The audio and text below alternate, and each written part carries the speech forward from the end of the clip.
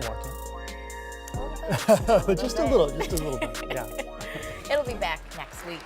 Hey, thanks for joining us for KARE 11 News at noon. We're covering a lot today. That definitely includes the impact of this week's storms, plus Alexis is back out at the fair. As you can see, how is it feeling out there, Alexis? You know what? We're having a lot of fun here in this KARE 11 barn. I have the Minnesota Credit Union Network in the audience today. Give yourselves a round of applause. It's a lot cooler today. We are not sweating like we were earlier in the week. And also, get this, there have been more than 700,000 people to come to the fair so far this week. Isn't that amazing? My goodness. And today, we're talking about a little bit of this and that. So in the KARE 11 barn, we are celebrating the arts. And we have an amazing artist that we get a chance to chat with, because let me tell you, his work is like the premier work. A lot of people are trying to get it. Also, how does a drive-in movie experience with a milkshake sound to you? Today's Foodie Find State Fair edition, it's gonna make you reminisce about all the things you love, and you get a chance to do it as well. So you know what? Lots of people with long sleeves on today, Ben, but I don't blame them. We have a good breeze. Yeah, you know what? It is a comfortable day outside, and you really picked a good day to be at the fair for those of you who are hanging out in the KARE 11 barn, because today's going to be the quiet day. Tomorrow, not so much. We'll talk more about that in a brief moment. 68 degrees is our current air temperature. We are dealing with a lot of cloud cover, but notice to our south, it's already in the mid-70s in Mankato. That's not the fact that we have a warm front there. It's just the fact that there was lots of sunshine in that part of the state, and that's helping to warm us up. Northeast winds today, generally less than 10 miles per hour as high pressure drifts just off to our north. And here's our radar satellite composite. Notice no rain coming out of these clouds, but they have been pretty stubborn through the first half of the day. We do expect that sun to gradually fade these clouds as we head into the afternoon hours, so that should get us back into the mid to even upper 70s by this afternoon. Comfortable humidity for now, but that will jump up a little bit as we head into tomorrow. Here's a live look outside. You can see a lot of cloud cover still, but again, it is going to be a quiet day today. We're not expecting any rain showers, probably through at least midday tomorrow, but by the time we get into tomorrow afternoon and evening, thunderstorms are looking more and more likely. Some of those could be on the stronger side as well, but that will lead to a beautiful Labor Day weekend. We'll hash out those details in full in a couple minutes. Cece. All right, good to catch a break there. More than 24 hours after storms rolled through the state, several areas are still facing damage and power outages. Michelle Beck has the latest.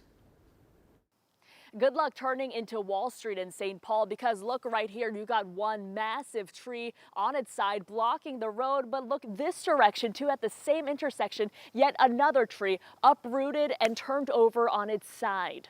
Since early morning yesterday, it's also been hard getting in and out of homes. Some front doors blockaded by the same trees in the Lake Phalen neighborhood. This is where the Xcel Energy map says many of the power outages started more than 24 hours ago. But according to that same map, customers here in the dark are being told to wait another 24 hours before power returns. Xcel Energy responded to frustrated customers on social media, saying, quote, crews have been working around the clock to restore power, also reminding people to stay away from any down power lines. And in St. Paul, council members say that if you run into debris and damage much like this one, you should reach out to the forestry department by calling them or emailing them, and that way they can help clean all this up. In St. Paul, Michelle Beck, KARE 11 News. Some good tips there. Well, an insurance adjuster is expected on scene today to inspect damage and determine the cause behind the fire at this Western Wisconsin Community Center. This is what the community staple looks like today after a fire broke out during Monday night storms.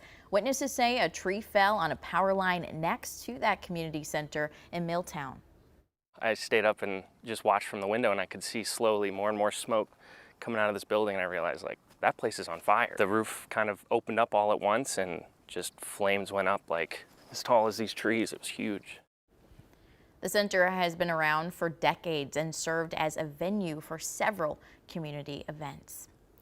In other news now, the first day of school for many is right around the corner, and health experts are sharing concerns about kids who are behind on their vaccines. Audrey Russo shows us what's being done today to address that issue. In 2 hours from now, the Minneapolis Health Department is holding a vaccine clinic here at this building behind me, the Career Force building on East Lake Street.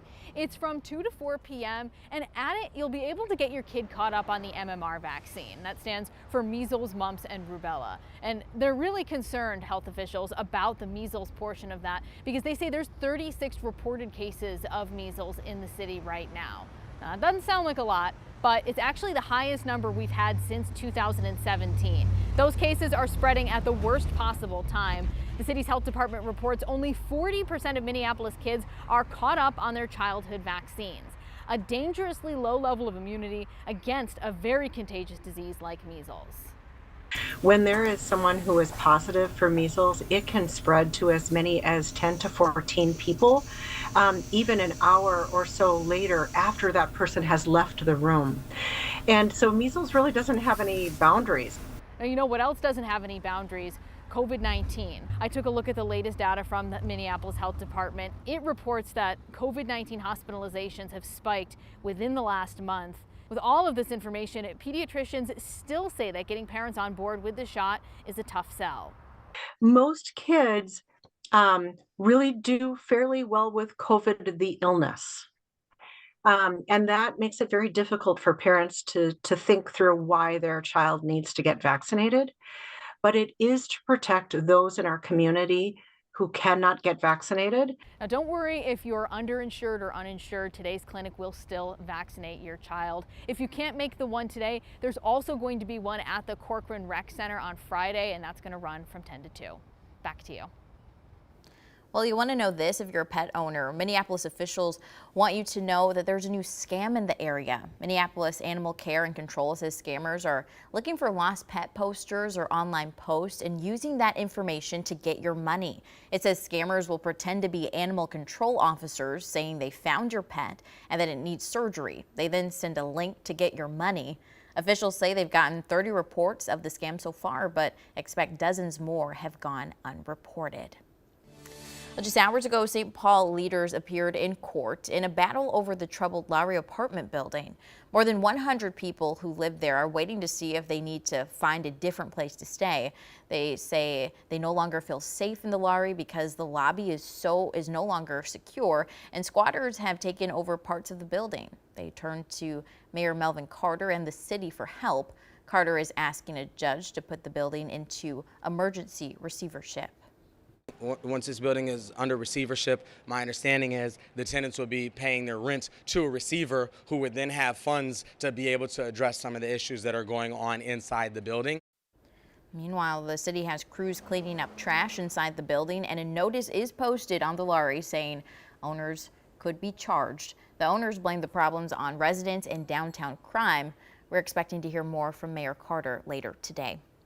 Hey, heads up if you're driving in Stillwater today. The lift bridge is closed right now as crews replace an electrical power cable. That means the lift schedule is on hold and pedestrians and cyclists can't be on the bridge. The work is expected to wrap up at around 3 p.m. though. Over in Blue Earth County, the Rapidan Dam will be removed. The dam near Mankato made headlines in June when river flooding eroded the banks, taking down a nearby home and damaging businesses. Commissioners voted to remove the dam instead of fixing or replacing it.